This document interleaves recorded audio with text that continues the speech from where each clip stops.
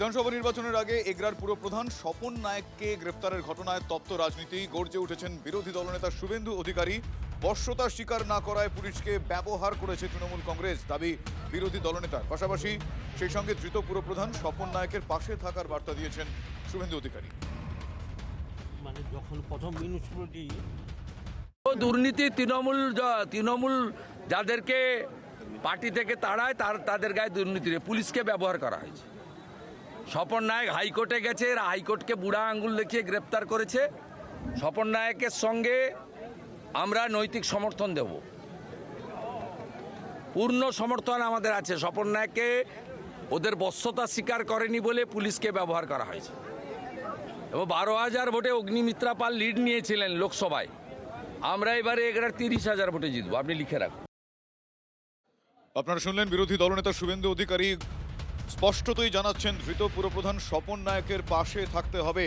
স্বপন নায়ক বশ্যতা স্বীকার না করায় পুলিশ তাকে গ্রেফতার করে, তৃণমূল পুলিশকে ব্যবহার করে, এমন অভিযোগ করেছেন তিনি। এই মুহূর্তে আমার সঙ্গে টেলিফোন লাইনে রয়েছেন তৃণমূল কংগ্রেসের সহসভাপতি জয়প্রকাশ মজুমদার। জয়প্রকাশ বাবু, আপনাদের দিকে অভিযোগের আঙুল, মানে তৃণমূল কংগ্রেসের দিকে অভিযোগের আঙুল। স্বপন নায়েক তিনি নাকি বশ্যতা স্বীকার করেননি, যে কারণে পুলিশকে ব্যবহার করে তাকে গ্রেফতার করানো হয়েছে। গর্জে উঠেছেন শুভেন্দু অধিকারী, আপনার কি প্রতিক্রিয়া? আরে শুভেন্দু বাবুকেও তো গ্রেপ্তার করতে হতো। বিজেপি যদি এইরকম থাকতো, তৃণমূলের মতন সাহস এবং নির্ভীকতা থাকতো, তাহলে তো প্রথমেই শুভেন্দু অধিকারীকে গ্রেপ্তার করতো সারদা নারদার জন্য। উনি গিয়ে পা ধরলেন আমার সামনেই, অমিত স্যার আমাকে বাঁচিয়ে দিন, আর বাঁচানোর শর্তে তাকে নিয়ে নিল। তৃণমূল কংগ্রেসে সেটা যে হয় না সেটাই প্রমাণ হলো। পুলিশের কাজ করছে এবং সেটা পার্টির থেকে তাকে আটকানো হয়নি। সুতরাং বুঝে নিতে হবে বিজেপির সঙ্গে তৃণমূল কংগ্রেসের তফাৎটা কোথায়, অমিত শাহর সঙ্গে মমতা বন্দ্যোপাধ্যায়ের তফাৎটা কোথায়। ধন্যবাদ জয়প্রকাশ বাবু আপনার প্রতিক্রিয়ার জন্য।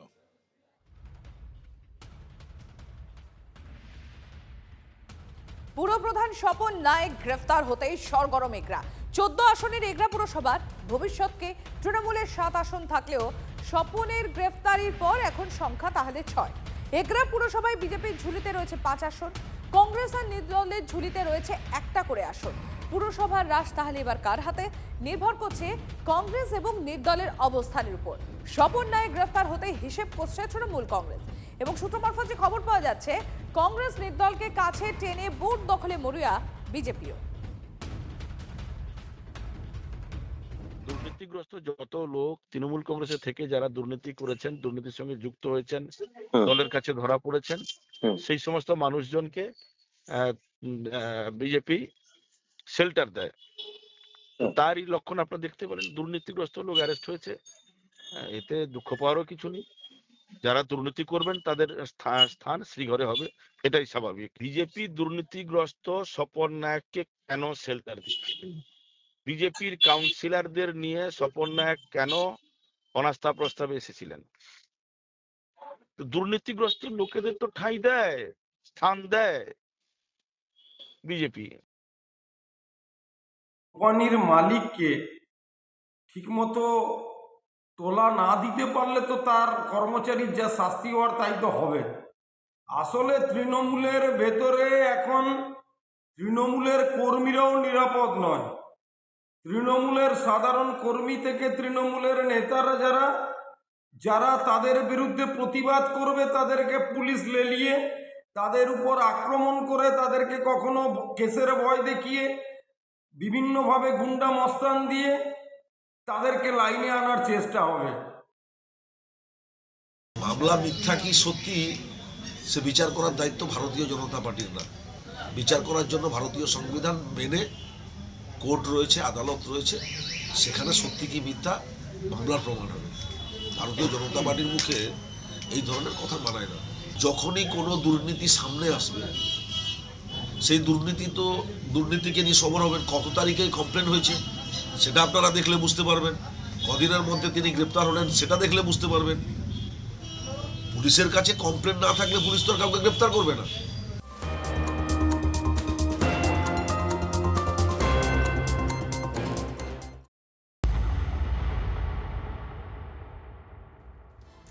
ছাব্বিশে নির্বাচনে আবার চ্যালেঞ্জ ছুড়লেন শুভেন্দু অধিকারী, সেই নন্দীগ্রাম চ্যালেঞ্জ, যেখানে তিনি বলছেন যে মমতা বন্দ্যোপাধ্যায় দাঁড়ালে তিনি ফের তাকে হারাবেন, আর এবার বলছেন 20,000 ভোটে তিনি হারাবেন।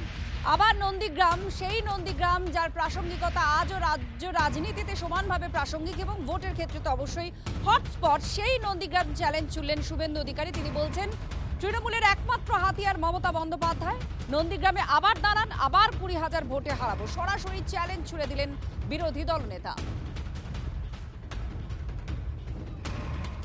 নন্দীগ্রামটা তো পশ্চিমবঙ্গের মধ্যে, আর ওরা পশ্চিমবঙ্গের ক্ষমতায়, নজর তো অনেক আগে থেকেই ছিল। ওই জন্য মমতা ব্যানার্জি নন্দীগ্রামে টেস্ট করতে এসেছিল।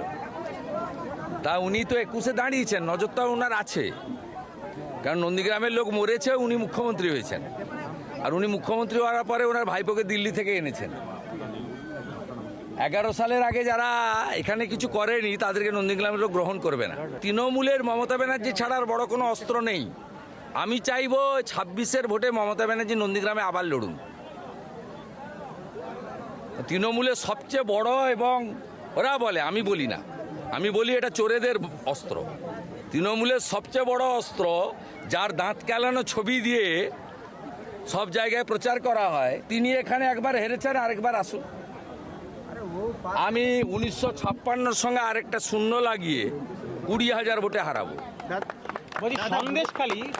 তখন তো হিন্দুরা ছিল, এখন এখানে মুসলিম ছেলেরাও দাঁড়িয়ে আছে, এখন দেবে, গরিব মুসলমানরাও দেবে ভালো করে। আমরা প্রতিক্রিয়া নেব। তৃণমূল কংগ্রেসের মুখপাত্র তন্ময় ঘোষ এই মুহূর্তে আমাদের সঙ্গে ফোনে রয়েছেন। তন্ময়, আপনি কি বলবেন, যেখানে শুভেন্দু অধিকারী তিনি বলছেন এবার 1956-এর পেছনে আরো একটা শূন্য লাগাবেন, প্রায় 20,000 ভোটে মুখ্যমন্ত্রীকে তিনি হারাবেন যদি নন্দীগ্রামে দাঁড়ান? নন্দীগ্রামে আগের বার প্রথমে ফল প্রকাশ হয়ে গেছিল, আপনারা সবাই জানেন, সেখানে মমতা বন্দ্যোপাধ্যায়কে বিজয়ী ঘোষণা করা হয়েছিল। তারপরে লোডশেডিং করে কিভাবে জিতেছে শুভেন্দু অধিকারী, বর্তমানে লোডশেডিং বিধায়ক, সেই মামলা এখনো ঝুলে আছে, নিষ্পত্তি হয়নি।